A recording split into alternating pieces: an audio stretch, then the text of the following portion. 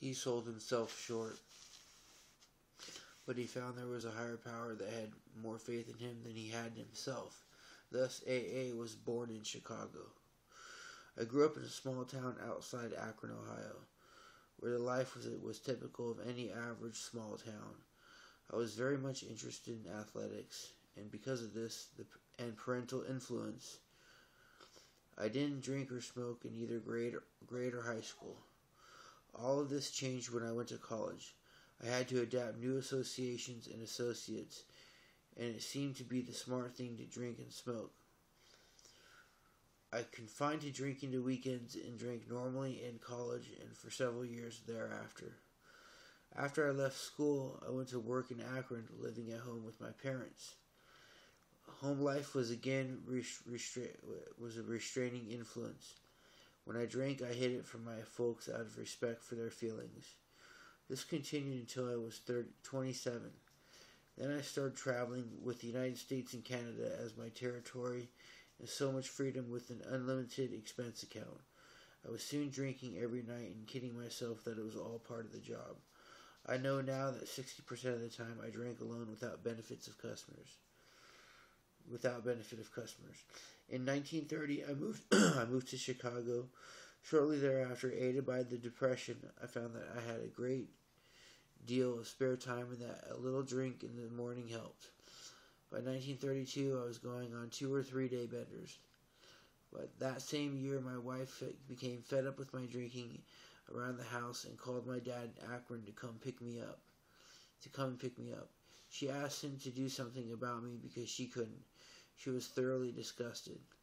This was the beginning of 5 years of bouncing back and forth between my home in Chicago and Akron to sober up.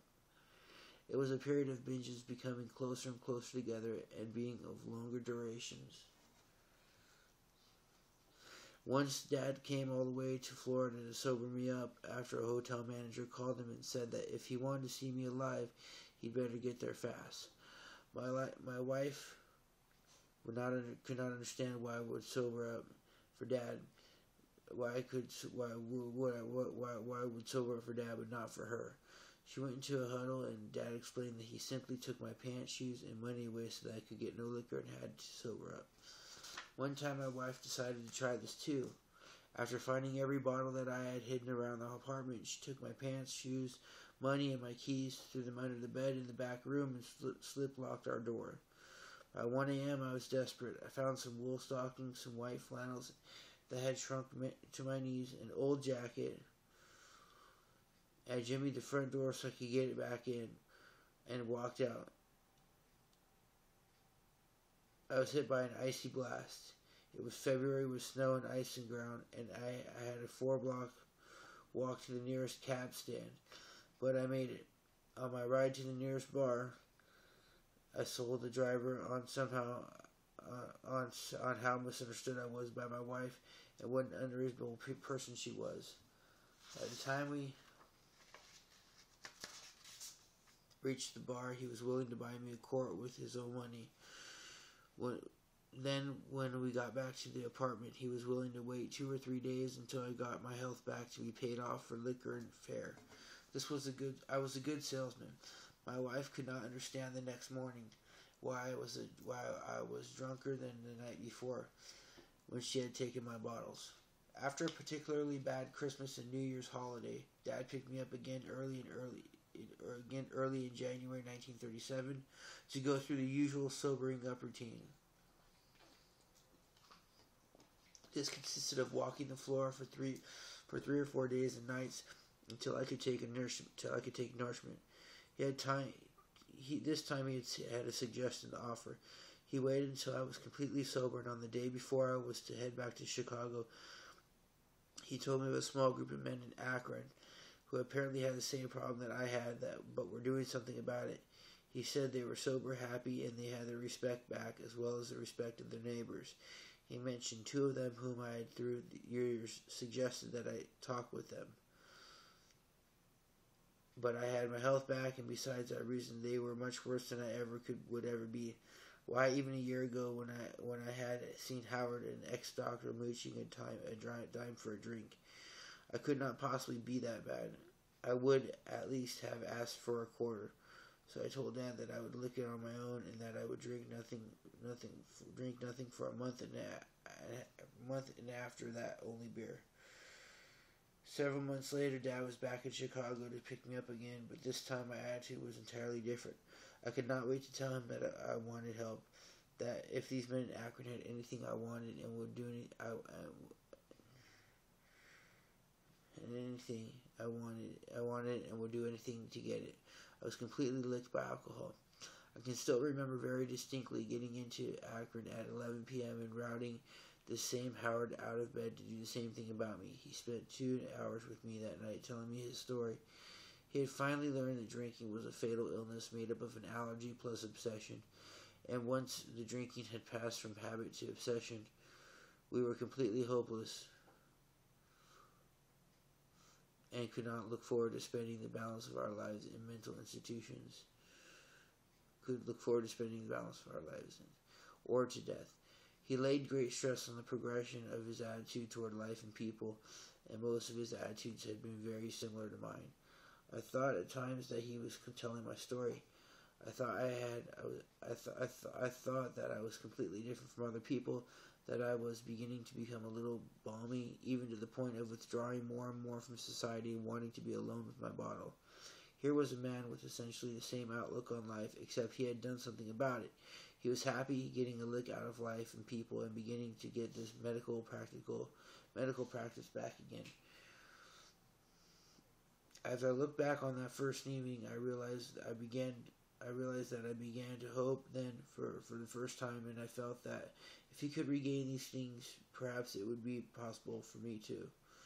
The next afternoon and evening, after the 2 men visited me, and each told me his story and the things that they were doing to try to recover from this tragic illness, they placed certain that something seemed to a glow place, serenity combined with happiness. In the next 2 or 3 days, the balance of this handful of men contacted me, encouraged me, and told me how they were trying to live this program of recovery and the fun that they were having doing it. Then and only, after a thorough indoctrination by 8 or 9 individuals, was I allowed to attend my first meeting. This first meeting was held in the living room of a home and was led by Bill D., the first man that Bill W. and Dr. Bob had worked with successfully. The meeting consisted of perhaps 8 or 9 alcoholics and 7 or 8 wives. It was different from the meetings now held. The A Big Book had not been written, and there was no literature except for various religious pamphlets. The program carried on entirely by word of mouth.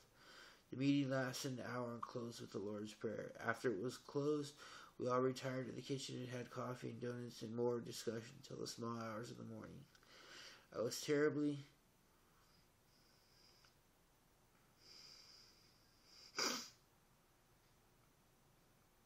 impressed by this meeting and the quality of happiness these men displayed. Despite their lack of material means, in this small group during the Depression, there was no one who was not hard up. I stayed in Akron 2 or 3 weeks on my initial trip, trying to absorb as much of the program and philosophy as possible.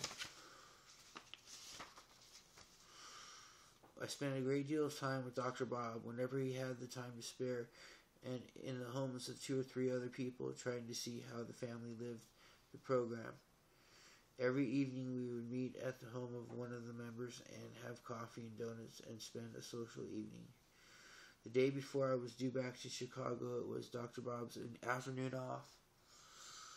He had me to the office, and we spent 3 or 4 hours formally going through the 6-step program, as it was at that time. The 6 steps were complete deflation, with dependence and guidance from a higher power, moral inventory, confession, restitution, continued work with other alcoholics. Dr. Bob led me through all these steps. At the moral inventory, he brought up several of my bad personality traits or character defects, such as selfishness, conceit, jealousy, carelessness, intolerance, intemper, sarcasm, resentments. We went over these at great length. And then he finally asked me if I wanted these defects of character removed. When I said yes, we both knelt at his desk and prayed if he was asked to have these defects taken away.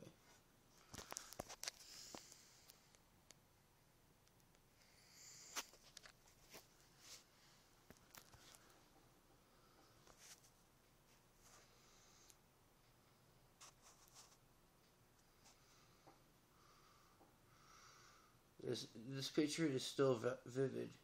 If I live to be 100, it will always stand out in my mind. It was very impressive. And I wish that every AA could have the benefit of this type of sponsorship today. Dr. Bob always emphasized the religious angle very strongly, and I think it helped. I know it helped me. Dr. Bob then led me through the restitution step, in which I made a list of all the persons I had harmed, and worked out the ways and the means of slowly making restitution. I made several decisions at that time. One of them was that I would try to get a group started in Chicago.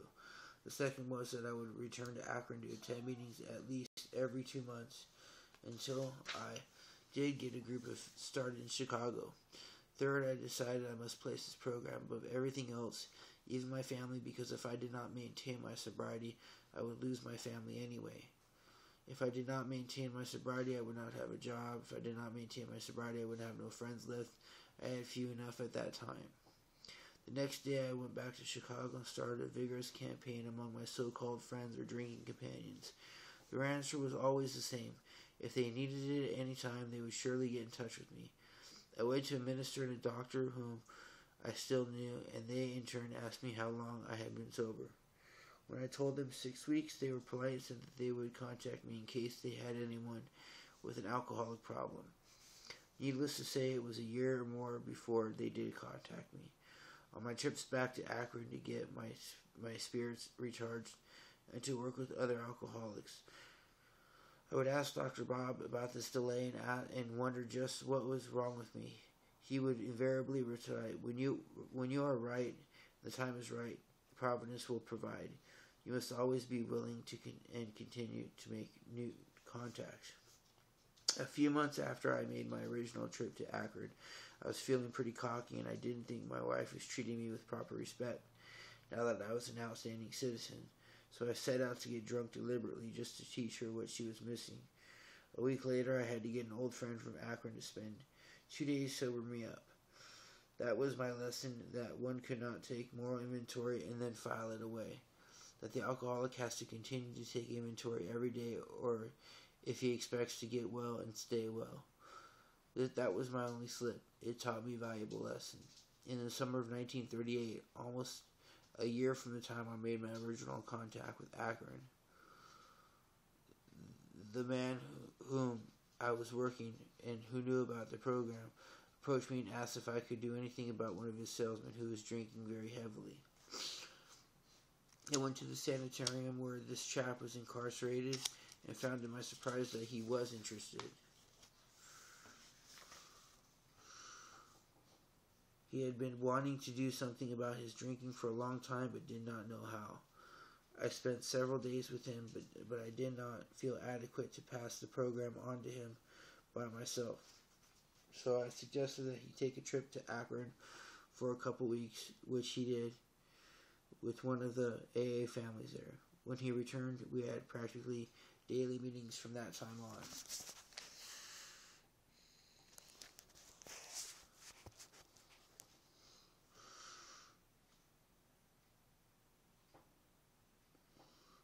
A few months later, one of the men who had been in touch with the group in Akron came to Chicago to live, and then there were 3 of us who continued to have informal meetings quite regularly.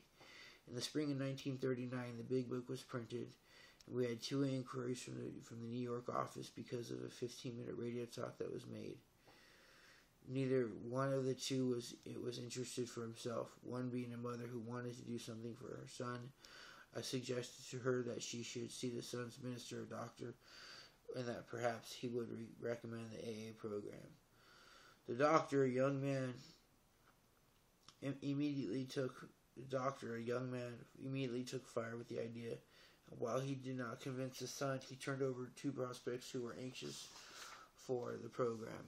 The three of us did not feel up to the job, and after a few meetings, we convinced the prospects that they too should go to Akron, where they could see an older group in action.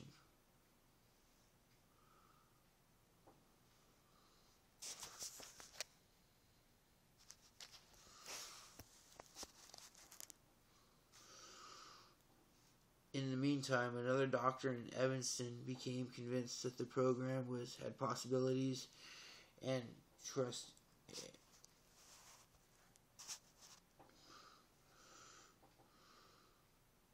turned over a woman to us to do something about. She was full of enthusiasm, also made the trip to Akron.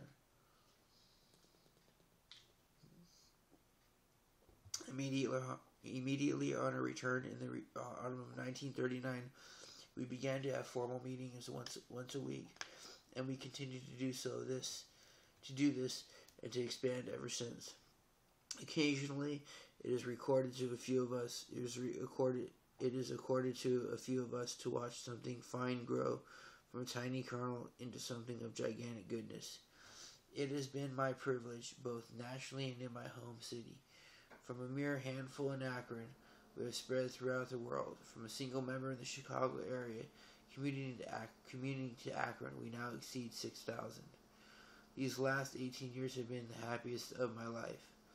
Trite though that statement may seem, 15 of those years I would not have enjoyed had I continued drinking.